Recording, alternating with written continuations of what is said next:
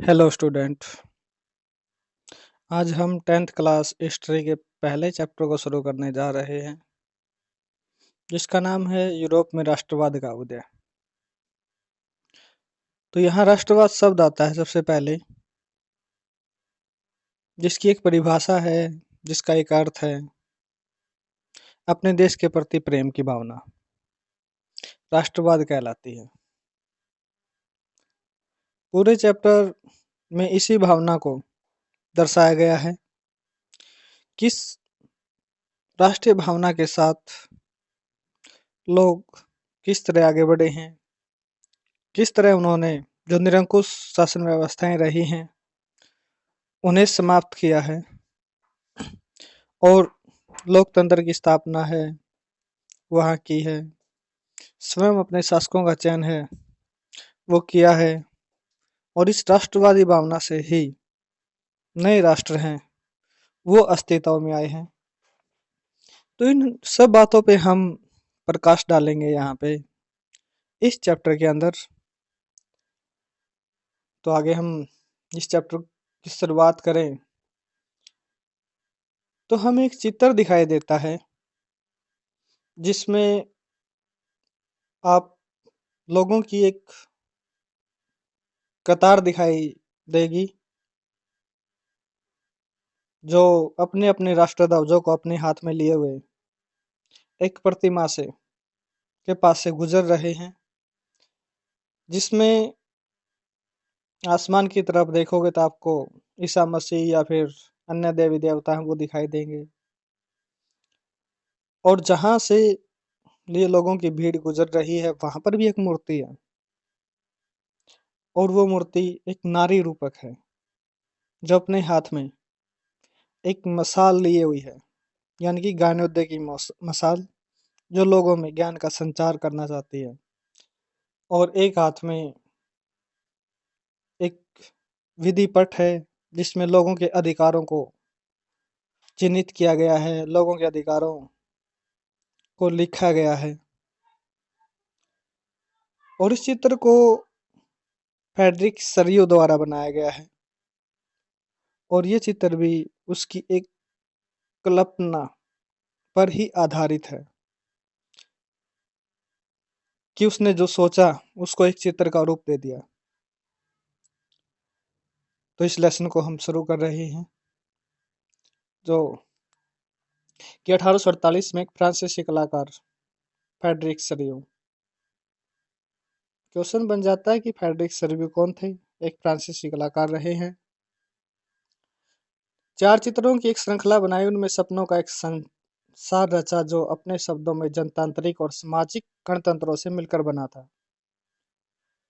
इस श्रृंखला में पहले चित्र में यूरोप और अमेरिका के लोग दिखाए गए हैं। सभी उम्र और सामाजिक वर्गों के स्त्री पुरुष एक लंबी कतार में स्वतंत्रता की प्रतिमा की वंदना करते हुए जा रहे हैं। सभी उम्र, चाहे बच्चे हो, बुजुर्ग हो, महिला हो, जो बात की गई है इन्होंने यहाँ पे स्त्री पुरुष के तौर पे। आपको याद होगा कि फ्रांसीसी क्रांति के दौरान कलाकार स्वतंत्रता को महिला का रूप प्रदान किया करते थे। तो यहाँ पर इसी प्रकार से महिला को एक नारी रूपक के रूप में दर्शाया गया है। एग्जाम्पल के जरिए अगर मैं आपको बताना चाहूँ तो जैसे हम हमारे देश में नारी रूपक को भारत माता के रूप में चिन्हित करते हैं, वैसे ही जो यूरोपीय देश रहे हैं, चाहे हम जर्मनी की बात करें तो उन्होंने जर्मेनिया कहा है, ब्रिटेन की बात करें तो ब्रिटेनिया कहा है, और फ्रांस की बात करें तो मेरियन। ये उन्होंने नारी रूपक जो लिए हैं, जो उनके एक हाथ में ज्ञानोदय की मसाल है और दूसरे हाथ में एक अधिकारों का घोषणा पत्र है। 9th क्लास में हमने देखा था कि पुरुषों के लिए अधिकारों का घोषणा पत्र था, और महिलाओं के लिए भी जो क्या है ओलम देगोंस द्वारा घोषणा पत्र है वो प्रस्तुत किया गया था। प्रतिमा के सामने जमीन पर निरंकुश संस्थाओं के दवस अवशेष बिखरे हुए हैं। जो निरंकुश निरंकुश व्यवस्था की बात करें निरंकुश शासन व्यवस्था की बात करें, निरंकुशवाद की बात करें, तो साइड में दिया भी गया है और मैं अपने शब्दों में भी बताना चाहता हूँ कि एक ऐसी शासन व्यवस्था होती है जिस पर किसी का कोई नियंत्रण नहीं होता। राजा अपनी मर्जी से शासन करता है, वो किसी के दबाव में नहीं आता। तो वो निरंकुश उन संस्थाओं को इन्होंने उखाड़ फेंका है, उनको समाप्त किया है। दूसरी बात करें यहाँ पे सरयू के कल्पनादर्श यूटोपिया में दुनिया के लोग अलग राष्ट्रों के समूहों में बटे हुए हैं। कल्पनादर्श की बात आती है, ये एक ऐसी सोच होती है जिसका उस समय साकार होना लगभग असंभव होता है। तो ये कल्पनादर्श है, ये यूटोपिया है आपकी, जिसकी पहचान उनके कपड़ों और राष्ट्रीय पोशाक से होती है। स्वतंत्रता की मूर्ति से कहीं आगे एक जुलूस का नेतृत्व कर रही हैं। संयुक्त राज्य अमेरिका और स्विट्जरलैंड जब तक राष्ट्र राज्य बन चुके हैं। अब आगे राष्ट्र राज्य की डेफिनेशन आएगी कि इन्हें राष्ट्र राज्य कहा जाता है क्योंकि इन्होंने एक लंबा संघर्ष जो किया है आज़ादी के लिए। वहाँ के सेना नायकों ने बलिदान दिया है, देश को आज़ाद कराने के लिए पूरी निष्ठा के साथ कार्य किया है, उन्हें ही राष्ट्र राज्य कहा जाता है। तो फ्रांस जो क्रांतिकारी तिरंगे से पहचाना जा सकता है, प्रतिमा के पास अभी भी पहुंचा है। उसके पीछे जर्मनी के लोग हैं जो काला लाल और सुनहरा झंडा थामे हैं। दिलचस्प बात यह है कि जिस समय सरयू ने यह छवि निर्मित की है, जर्मन लोग तब तक एक संयुक्त राष्ट्र का हिस्सा नहीं बने थे। वो एक एकीकरण के अस्तित्व में नहीं आए थे। उन पर दूसरे साम्राज्यों का आधिपत्य था। वह 1847 की उदारवादी उम्मीदों की अभिव्यक्ति है, जिसमें अनेक जर्मन भाषी रियासतों को एक प्रजातांत्रिक संविधान के अंतर्गत एक राष्ट्र राज्य में गठित करने की चाह थी। क्या कहना चाहता है, इन्होंने कहा कि 1848 की उदारवादी, हमने 3 विचारधाराएं 9th क्लास में पढ़ी थी। रूढ़िवादी विचारधारा, ये आपको पता है कि जो परिवर्तन नहीं चाहते। दूसरे रेडिकल, जो परिवर्तन तो चाहते हैं लेकिन सारे विशेषाधिकार सभी लोगों को प्राप्त ना हो। तीसरा उदारवादी, उन लोगों को कहा गया है जो समाज में सबसे ज्यादा परिवर्तन चाहते हैं और परिवर्तन जितनी जल्दी हो उतना अच्छा है। तो ये वो उदारवादी लोग हैं और इन्होंने 1848 में क्रांति का नेतृत्व किया है ताकि लोगों को अभिव्यक्ति की आज़ादी है वो प्राप्त हो सके और वो निरंकुश राजाओं के खिलाफ बोल सके और उनके शासन को फाड़ फेंकने में सहयोग कर सके लोगों का। तो ये 1848 की उदारवादी क्रांति के तौर पे यहाँ बात की गई है। जर्मन लोगों के बाद ऑस्ट्रिया, दो सिसिलियों की राजशाही, Lombardy, Poland, England, Ireland, Hungary और रूस के लोग हैं। ऊपर स्वर्ग से ईसा मसीह और संत फरिश्ते इस तिरछे पर अपनी नजरें जमाए हुए हैं। चित्रकार में इनका उद्देश्य इस्तेमाल दुनिया के राष्ट्रों के बीच भाईचारे के प्रतीक के रूप में किया गया है। इस अध्याय में ऐसे कई विषय उठाए जाएंगे जिनका काल्पनिक अभिव्यक्ति सरयू के चित्र की गई है। 19वीं सदी के दौरान राष्ट्रवाद का एक ऐसा ताकत बनकर उभरा जिसमें यूरोप के राजनीतिक और मानसिक जगत में भारी परिवर्तन ला दिया। जो राष्ट्रवादी भावना लोगों के जहन में उभर कर सामने आई है, तो लोगों को राजनीतिक व्यवस्था में परिवर्तन लाने के लिए प्रेरित किया और उन्हें मानसिक तौर पर परिपक्व बनाया कि वो सोच समझ कर जो फैसले लें। तो उनकी मानसिकता को उन्होंने बदला। इन परिवर्तनों में तो यूरोप में बहुराष्ट्रीय वंशीय साम्राज्यों के स्थान पर राष्ट्र राज्य का उदय हुआ। बहुराष्ट्रीय वंशीय साम्राज्य जो लंबे समय से शासन करते आ रहे थे यूरोप पर के बहुत सारे भूभागों पर, तो उन्हें उखाड़ फेंका है इस राष्ट्रवादी विचारधारा ने और राष्ट्र राज्यों का निर्माण हुआ है। यूरोप में लंबे समय से एक ऐसे आधुनिक राज्य गतिविधियां एवं विचार विकसित हो रहे हैं जिनमें राष्ट्र स्पष्ट रूप से परिभाषित क्षेत्र प्रभुसत्ता एक केंद्रीय शक्ति की थी। लेकिन राष्ट्र राज्य में न केवल उसके शासकों बल्कि उसके अधिकांश नागरिकों में एक साझा पहचान का भाव और साझा इतिहास या विरासत की भावना थी। साझेपन की यह भावना अनंत काल से नहीं थी।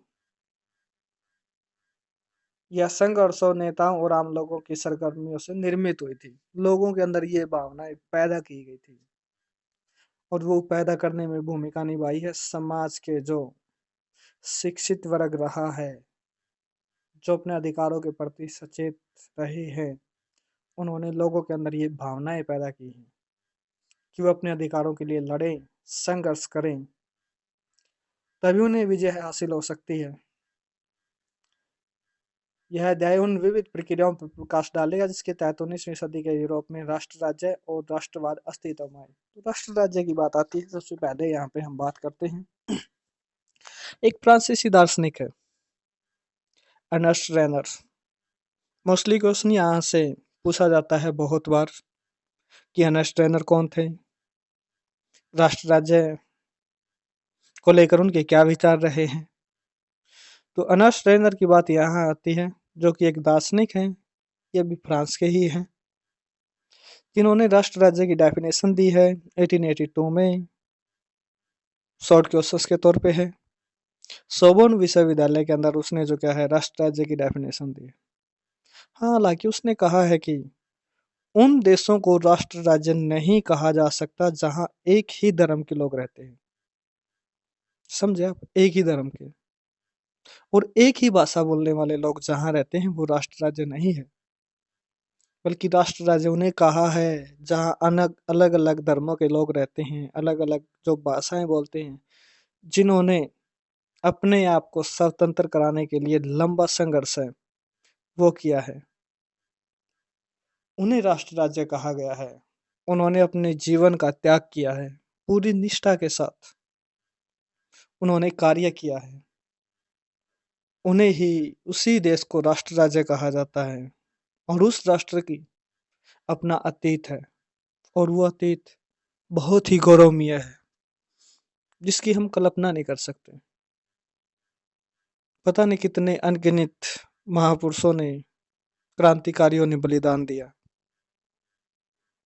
जिनके हम सबको नाम नहीं पता है। हम भी हमारे देश में वो कुछ गिने चुने व्यक्तियों के ही नाम या उनकी कहानियां और किस्से हम पढ़ते हैं। बहुत सारे गुमनाम व्यक्ति ऐसे हैं जो देश बलिदान में अपने जीवन का त्याग कर चुके हैं। तो ऐसे हम लोकगीत सुनते हैं, ऐसे किस्से कहानियां सुनते हैं, ऐसे टीवी सीरियल्स पे धारावाहिक प्रसारित किए जाते हैं, मूवी बनती है जो हमारे अंदर एक राष्ट्रीय भावना के संचार को संजोए रखने में मदद करती है। उन्हें राष्ट्र राज्य कहा जाता है जो इतने संभावनाओं को, इतनी वीरताओं की कहानियों को अपने अंदर समाये हुए है। और यहाँ एक शब्द और हमारे सामने आता है, जनमत संग्रह। कि ये जनमत संग्रह क्या है? जनमत आप सभी जानते हो, लोगों का मत।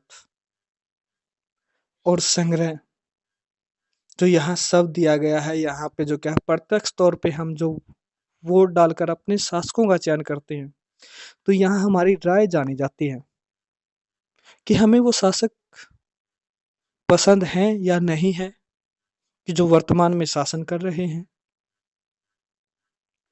तो प्रत्यक्ष वोटिंग के द्वारा हम अपने शासकों का चयन करते हैं, उन्हें बदल सकते हैं।